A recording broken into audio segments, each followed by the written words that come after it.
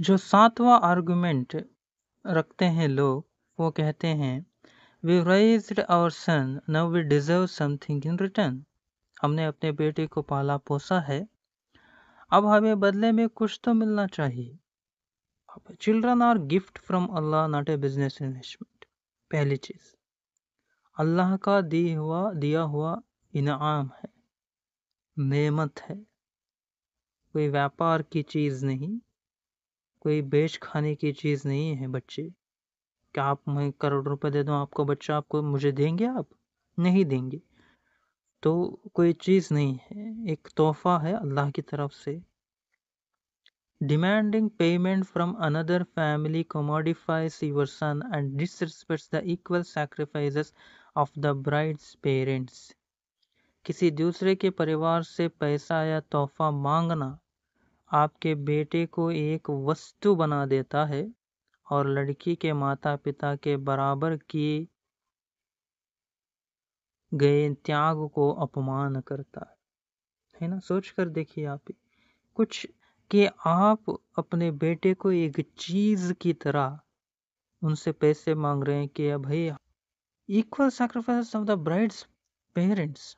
आपको भी पता है एक लड़की को पैदा करने में उनको भी कितने मुश्किलात आए होंगे, कितने तकलीफ, कितने प्रॉब्लम्स उन्होंने भी झेले होंगे, तकलीफ महसूस किए होंगे उनके माता पिता ने।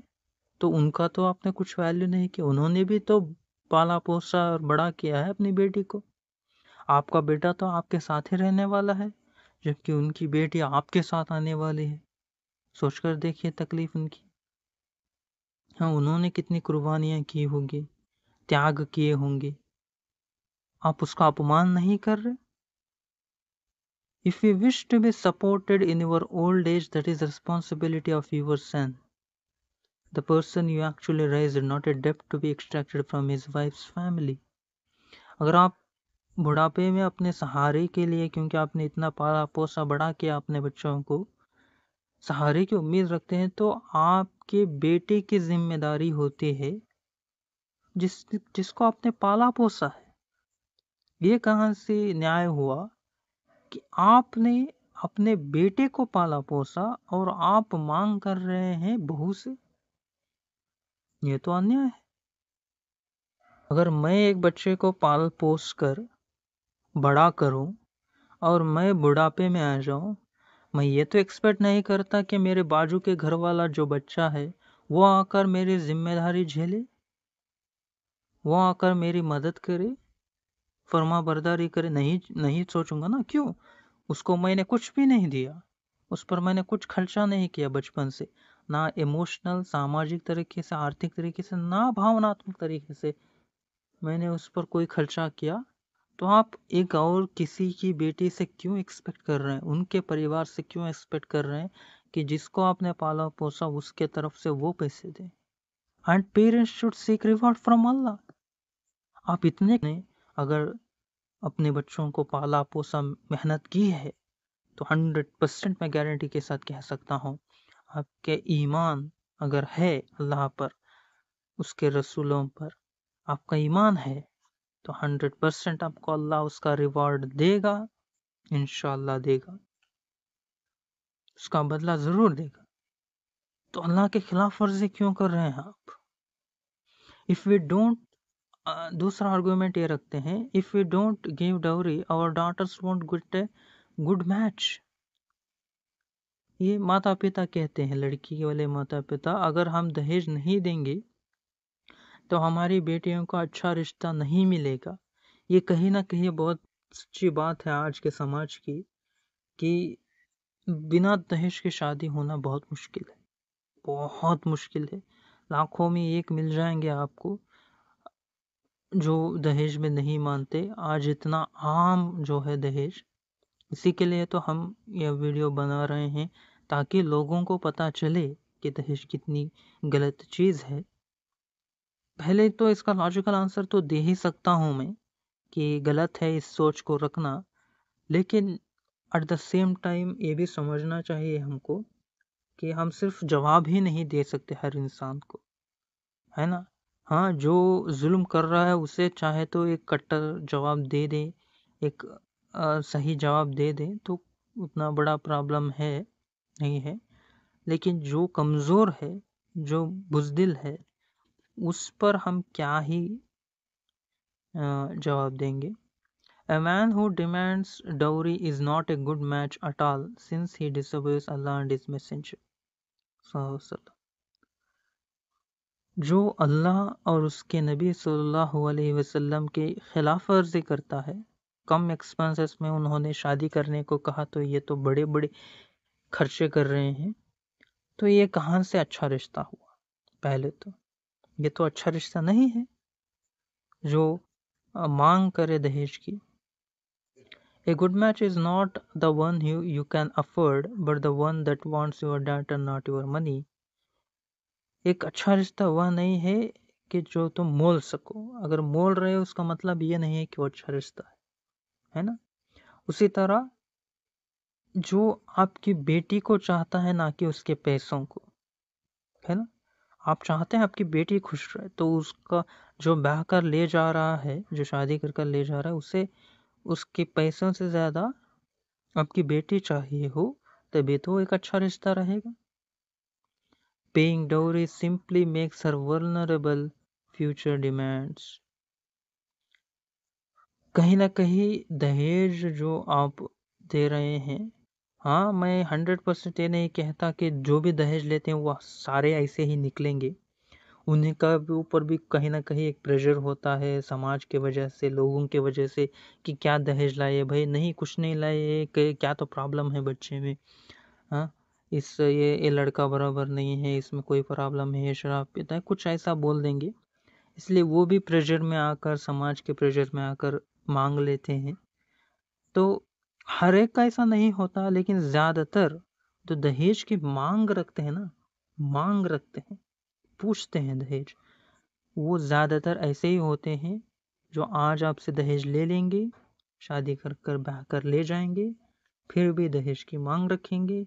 आपने अगर नहीं दिया तो आपसे बुरा बर्ताव करेंगे, आपकी बेटी के साथ बुरा बर्ताव करेंगे, फिर आप मुश्किल पड़कर दे देंगे, फिर से वो शुरू कर लेंगे।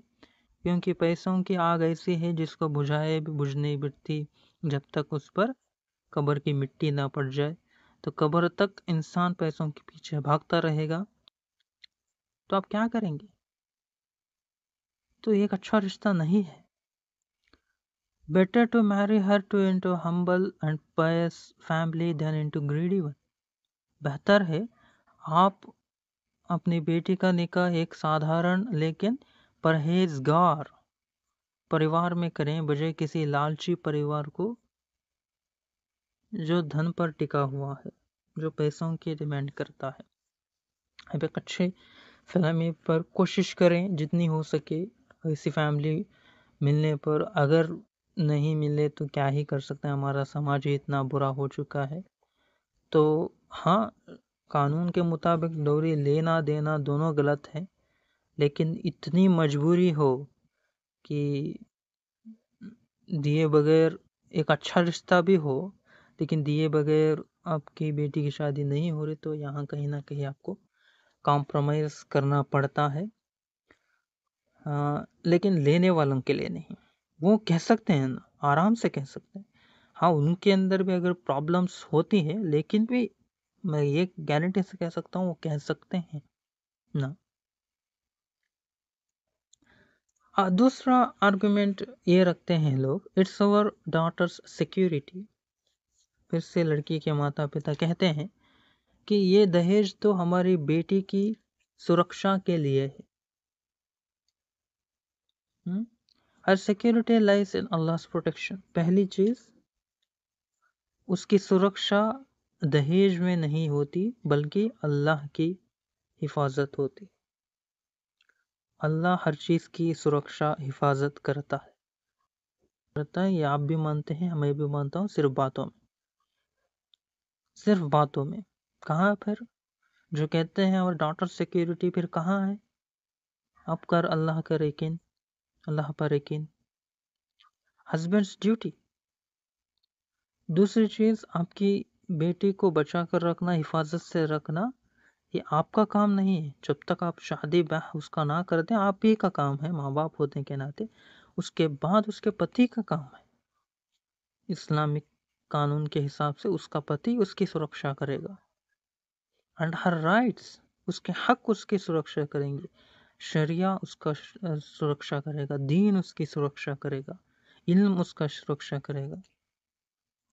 Dowry does not guarantee safety, instead it invites abuse. दहेज नहीं,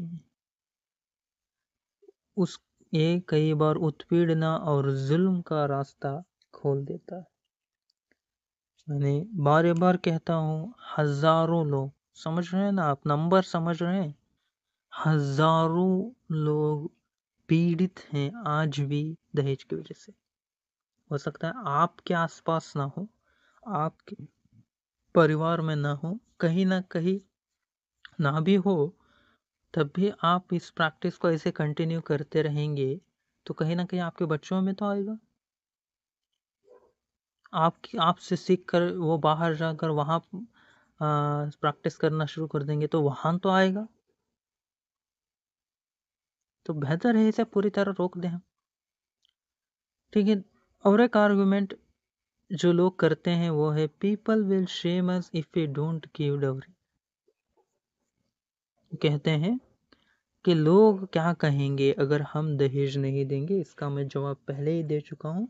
लोगों की बातें ना सुनो, समाज का क्या कहना जब अल्लाह राजी है ना। जब अल्लाह राजी है तो समाज को क्या कहना, हमें क्या फर्क पड़ता है। Better to face society's criticism than Allah's displeasure। Allah से क्या बोलते हैं, नाराजगी सहने से बेहतर है कि हम समाज की ही नाराजगी सह लें। सारे नबियों की, सहाबों की, उलमा की और औलिया की, इनके क्या काम थे, ये समाज की ही बेहुरमती सहते थे। लोग इनको पागल, बेवकूफ, हाँ, जादूगर, जिन चढ़ा हुआ, ये वो कहते रहते थे, है ना। लेकिन भी उन्होंने अपना हाथ नहीं छोड़ा।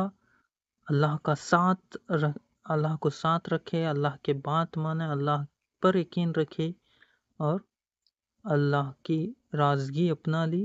अल्लाह जो चाहता था वही किया उन्होंने, चाहे दुनिया ने उनको कितना ही बुरा भला कहा हो।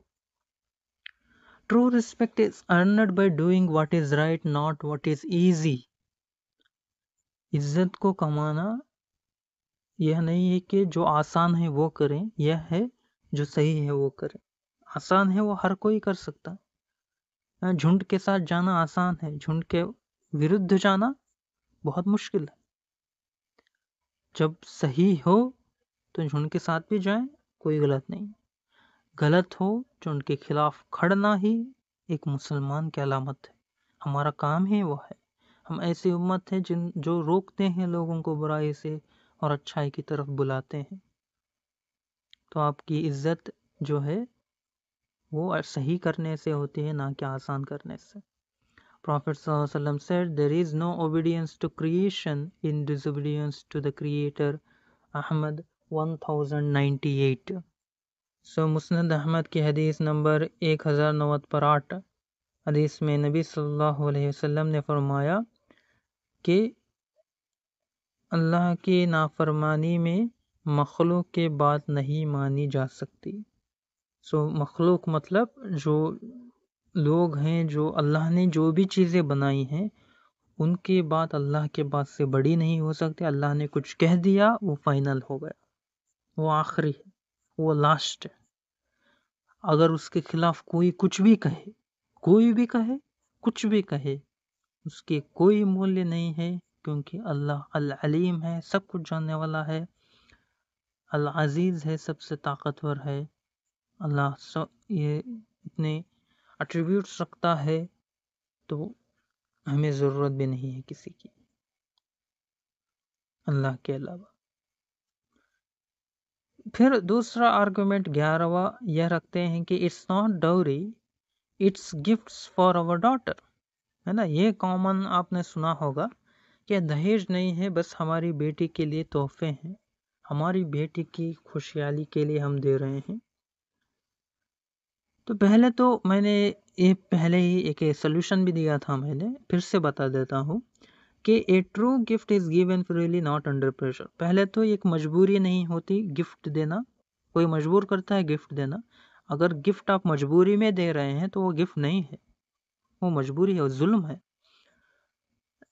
मोहब्बत से दी जाती है तोहफा, तो मोहब्बत से दे, खुशी से दे, बिना किसी दबाव के। पहले if the items are demanded, negotiated or expected as a condition for the marriages, they are dowry by another name। चाहे आप तोहफा कह रहे हैं कानून से बचने के लिए, क्योंकि कई लोग तोहफा कहकर कानून से बचना चाहते हैं, भाई ये दहेज नहीं है, तोहफा है। लेकिन अगर वो डिमांड किया जाए, मांगा जाए लड़के वालों से, उनका नेगोशिएट किया जाए, तय की गई हो कि ये आपको चाहिए, कोई तोहफे में आपको डिमांड तो नहीं करेगा ना कि यही तोहफा चाहिए, इसी रंग का चाहिए, इसी तरह का चाहिए, इतना ही चाहिए। नहीं, चाहे 1 रुपए दे तोहफा में या 1000 रुपए दे, तोहफा तोहफा होता है, गिफ्ट गिफ्ट होता है, जो मोहब्बत प्यार से दिया जाता है। तो नेगोशिएशन कहाँ से आ गया फिर? अगर नेगोशिएशन हो रहा है तो इसी रंग का मुझे चाहिए, इतना ही चाहिए, यही चाहिए, तो इसका मतलब ही है कि ये दहेज है। और expected as a condition for the marriage, इसके बिना शादी नहीं होती, तो इसका मतलब 100% ये तोहफा नहीं है। ये कैसे हुआ भाई? अगर तोहफा होता तो इसके बगैर शादी होना चाहिए था। बिना तोहफे की शादी हो सकती है ना, शादी बहुत सीरियस चीज है तोहफे के मुकाबले में, तो इसके बगैर क्यों नहीं शादी होती? They are dowry by another name. If they are truly for their daughter, they must be given in her name and under her sole control। अगर अपनी बेटी को ही देना चाहते हैं तो उसी के नाम पर देना चाहिए, उसी के इस्तेमाल के लिए देना चाहिए, किसी और के नहीं। फिर दामाद क्यों इस्तेमाल करे, उसका परिवार क्यों इस्तेमाल करे? नहीं करना चाहिए, सिर्फ वही इस्तेमाल करे, लड़की दुल्हन है। Otherwise, this is just a using a friendly word to hide an unfriendly practice। एक गलत रिवाज को एक सजावटी नाम से छिपाने की कोशिश है, बस तोहफे के नाम से छिपाने की कोशिश है एक बहुत बड़ी चीज को, बहुत गंदी चीज को। It's our duty as parents, यह भी कहते हैं कि माता पिता होने के नाते ये हम पर फर्ज है, ये हम पर जरूरी है, कर्तव्य है हमारा माँ बाप होने के नाते। पहली चीज तो parents' duty is to raise their children well and marry them into good families. माँ बाप का यह काम नहीं है कि दहेज दे, माँ बाप का यह काम है कि वे अपने बच्चों की अच्छी परवरिश करें और उनका निकाह नेक और अच्छे परिवारों में करें। Not to burden themselves with हराम प्रैक्टिस, ना कि हराम और जालिम प्रथाओं के बोझ में बांध ले। True duty means protecting your daughter from a system that devalues her, not funding those system yourself। अगर आप सच्ची जिम्मेदारी निभाना चाहते हैं माता पिता के तौर पर, तो अपनी बेटी को उस सिस्टम से, उस समस्या से बचाएं जो उसकी कीमत घटाता है, ना कि खुद उन गलत रिवाजों का धन देकर मजबूत कर रहा है, आपकी डिवैल्यूएट कर रहा है, आपकी बेटी को चीज बना रहा है, कोई बेचने वाली चीज है, इस तरह बना रहा है। इससे बेहतर है कि आप ऐसे लोगों से रिश्ता जोड़ें जो दहेज की मांग नहीं करते और महर पर ज्यादा फोकस करते। 13th आर्गुमेंट, 13वां आर्गुमेंट क्या है? और relatives did it so we must too. तो ये पहले आर्गुमेंट का जवाब यही पर आता है कि एवरीवन डज इट, हर कोई करता है तो हमें करने में क्या गलत है। ऐसा ही ये भी आर्गुमेंट के हमारे रिश्तेदारों ने भी दहेज दिया तो हमें भी देना चाहिए, है ना। तो true family strength isn't about blindly following relatives, it's about having courage to protect your daughter from harmful practices। असली रिश्तेदारी इस बात में नहीं है कि आप बस अपने रिश्तेदारों की नकल करें, बल्कि इसमें है कि आप हिम्मत दिखाएं, अपनी बेटी को हानिकारक प्रथा से बचाएं, even if it means being the first to say no, चाहे इसका मतलब यही क्यों ना हो कि आप सबसे पहले ना कहने वाले बने। चाहे परिवारवाद ये नहीं है कि परिवार की ताकत इसमें नहीं है कि आप आंखें मूंझकर अपने परिवार की बात सुने, नहीं सुनते ना, हाँ, नहीं सुनते, कोई भी नहीं सुनता, ये बेवकूफ़ी कहलाएगी। यह परिवारवाद है, यह परिवार इज्जत है कि आप इतनी हिम्मत दिखाएं कि अपनी बेटी की सुरक्षा के लिए, आत्मसम्मान के लिए ऐसे जो प्रैक्टिसेस होते हैं, जो से ऐसे जो प्रथाएं होते हैं उनका आप विरोध करें, चाहे आप ही पहले हों जिन्होंने ना कहा हो अपने परिवार। ठीक है, blind imitation of our fathers is condemned in Quran in several places. Quran बार बार आपको समझाने की कोशिश यही करता है कि अंधविश्वास ना करें। कुरान ऐसी किताब है जो अंधविश्वास के खिलाफ बात करती है, आपको बार बार पूछती है क्यों तुम सोचते नहीं, क्यों अपना दिमाग इस्तेमाल नहीं करते, क्यों इस पर गौर नहीं किया तुमने। ये बार बार ऐसे सवाल क्यों पूछता है कुरान कि तुम्हारा दिमाग तो इस्तेमाल करो, कहाँ दे दिया ये इंटेलेक्ट, ये दिमाग जो दिया है आपको अल्लाह ने, एक गिफ्ट है, one of the biggest gifts, एक बहुत बेहतरीन तोहफा है, उसका इस्तेमाल करें। इस तरह अंधानुकरण, ब्लाइंड इमिटेशन,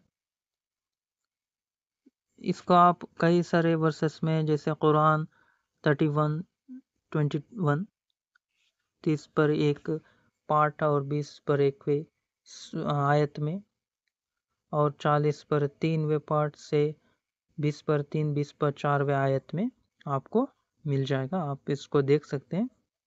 आखिरी जो आर्गुमेंट है जो रखते हैं लोग, at least she will be treated better if we give more, कम से कम अगर हम ज़्यादा देंगे तो बेटी का अच्छा व्यवहार होगा। फिर से वही है कि सिक्योरिटी मिलेगी, हमने पिछले भी पढ़ा था कि उसे सिक्योर करेगा, उसकी इज्जत, वो आराम से रह पाएगी। फिर से ये है कि रियलिटी अलग है, सच्चाई अलग है, हकीकत अलग है कि जो women with higher dowry still face abuse and even dowry race. कई सारे केसेस ऐसे हैं जहां दहेज बहुत ज़्यादा ही दिया था, जिसके वजह से उनकी मौतें हुई हैं। Respect is not bought, it is earned through character. इज्जत जो है, सम्मान जो है, वो खरीदा नहीं जा सकता, वह चरित्र और व्यवहार से कमाया जाता है, इज्जत खरीदा नहीं जा सकता। आखिरी बात यही है, अंततः आप अगर कोई सोशल मीडिया में अगर कैंपेन चलाना चाहते हैं तो कुछ मैंने स्लोगन्स दिए, अपने आप से भी आप कुछ स्लोगन्स निकाल सकते हैं, जैसे से नो टू डोरी एंड यस टू महर, दहेज को ना कहें, महर को हाँ कहें। डोरी डिवाइड्स, महर यूनाइट्स, दहेज बांटता है, महर जोड़ता है। Jahez is culture, mahr is Islam, जहेज संस्कृति है, महर इस्लाम है। आप संस्कृति चुनना चाहते हैं या महर या इस्लाम। डोरी इज मैन मेड, महर इज गॉड गिवन, दहेज इंसानों का बनाया धरा है, महर अल्लाह का दिया हुआ है। True honour lies in piety not dowry, असली इज्जत तकवा में होती है, अल्लाह की इबादत में होती है, दहेज में नहीं। The best marriage is the simplest, profit सल्लल्लाहु अलैहि वसल्लम, सबसे बेहतरीन निकाह वह है जो सबसे आसान, कम खर्चे में हो, सबसे साधारण हो। नबी सल्लल्लाहु अलैहि वसल्लम ने फरमाया, dowry takes, mahr gives, choose Islam not jahiliya, दहेज लेता है, महर देता है, इस्लाम चुनो, जाहिलिया को नहीं। जाहिलिया कहते हैं इस्लाम से पहले जो अरब में कई सारे गलत काम थे, जो लड़कियों को जिंदा ही गाड़ देना, पैदा हुई तो औरतों को ऑब्जेक्टिफाई करना, वस्तुकरण करना, ऐसे बहुत सारे चीज़ें करते थे अरब वाले इस्लाम आने से पहले वहाँ। तो वही है, उसको जाहिलिया कहते हैं। तो ऐसे प्रैक्टिसेस कहीं ना कहीं हमें जाहिल बना देते हैं, जाहिलिया की तरफ ले जाते हैं। तो इतना ही है।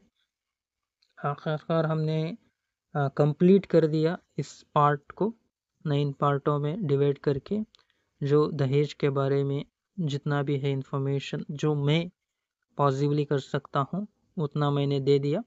इसमें कोई भी गलती हुई हो, मिस्टेक हुई हो, कहीं पर रेफरेंस पॉइंट गलत दिए हो, अगर कोई इन्फॉर्मेशन दी गई हो तो आप प्लीज़ कमेंट करके बता सकते हैं कहीं पर मैंने गलत इन्फॉर्मेशन दिया हो, और उसके लिए पहले ही माफ़ी चाहता हूँ। और पहले तो अल्लाह से माफ़ी चाहता हूँ कि अल्लाह माफ़ करे, ऐसे इन्फॉर्मेशन मैंने सेकंड चेक नहीं किया होगा, मे बी जो गलत इन्फॉर्मेशन दे दिया हो, अस्तगफिरुल्लाह। और आप भी कमेंट पर कर मेरी मदद करें एक तरह से, अगर गलत इन्फॉर्मेशन मैंने कहीं पर दिया हो। और कोशिश करें, जैसे मैंने प्रिवेंटिव मेजर्स में बताया था वही इम्पॉर्टेंट है कि आप प्रिवेंट करने की कोशिश करें जितना हो सके आपसे, जो जितना होता है उतना दहेज को, ताकि हम इन मौतों को रोकें। और कहीं ना कहीं आपने खुद पर मेहनत किया तो मे बी अल्लाह आपको इतने मौतों को रोकने की कोशिश के लिए हो सकता है उतनी नेकियां आप पर लिख दें इंशाल्लाह। तो आगे बढ़ते रहेंगे अगले पार्ट में इंशाल्लाह। मैं अभी तो पूरा नहीं किया, तो वेडिंग रिचुअल्स या शादी में जो कल्चरल प्रैक्टिसेस होते हैं मुसलमानों में, जो इस्लाम में कोई बेस नहीं रखते, उनको बात करेंगे इंशाल्लाह। देखते हैं। अस्सलाम वालेकुम, अल्हम्दुलिल्लाह।